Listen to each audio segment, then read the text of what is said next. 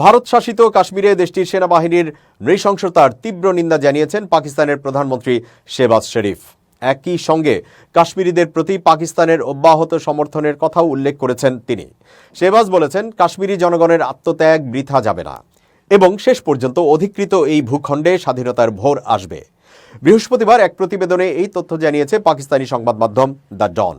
সংবাদ মাধ্যমটি বলছে, প্রধানমন্ত্রী শেহবাজ শরীফ বুধবার অধিকৃত জম্মু ও কাশ্মীরে ভারতীয় সেনাবাহিনীর ক্রমাগত নিষ্ঠুরতা ও নিপীড়নের কঠোর নিন্দা করেছেন এবং জাতিসংঘের রেজুলেশন অনুযায়ী আত্মনিয়ন্ত্রণের অধিকার না পাওয়া পর্যন্ত কাশ্মীরিদের প্রতি পাকিস্তানের অটল রাজনৈতিক, নৈতিক ও কূটনৈতিক সমর্থনের বিষয়টি নিশ্চিত করেছেন। আজাদ জম্মু ও কাশ্মীরে এক অনুষ্ঠানে ভাষণ দিতে গিয়ে পাকিস্তানের এই প্রধানমন্ত্রী কাশ্মীর ইস্যুতে দেশটির সেনাবাহিনীর প্রধান জেনারেল সৈয়দ আসিম মুনিরের অতুলনীয় অবিচল প্রতিশ্রুতির প্রশংসা করেন। তিনি জোর দিয়ে বলেন, কাশ্মীরি জনগণের আত্মত্যাগ বৃথা যাবে না এবং শেষ পর্যন্ত অধিকৃত এই ভূখণ্ডে স্বাধীনতার ভোর আসবে। ভারত শাসিত কাশ্মীরের জনগণ যেসব চ্যালেঞ্জের মুখোমুখি হয়েছেন সেগুলো তুলে ধরে প্রধানমন্ত্রী শেহবাজ ক্ষমতায়নের হাতিয়ার হিসেবে শিক্ষার গুরুত্ব নিয়েও কথা বলেন।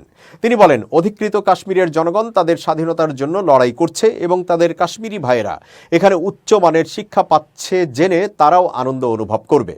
অভ্যন্তরীণ ইস্যুতে পাকিস্তানের এই প্রধানমন্ত্রী বলেন, তার সরকার দেউলিয়া হওয়ার হুমকি এড়াতে সম্মিলিতভাবে উল্লেখযোগ্য চ্যালেঞ্জ মোকাবেলা করেছে।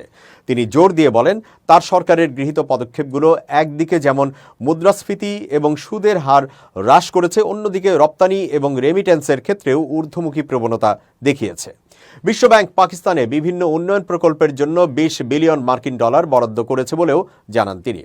শেহবাজ বলেন, সন্ত্রাসবাদ নির্মূল এবং রাজনৈতিক অস্থিতিশীলতা দূর করার ওপরই পাকিস্তানের অগ্রগতি ও সমৃদ্ধি নির্ভর করছে। এ সময় তিনি সন্ত্রাসবাদের বিরুদ্ধে লড়াইয়ে নিরাপত্তা বাহিনীর আত্মত্যাগের প্রশংসা করেন এবং পাকিস্তানের বিরুদ্ধে ষড়যন্ত্রকারীরা সফল হবে না বলেও উল্লেখ করেন।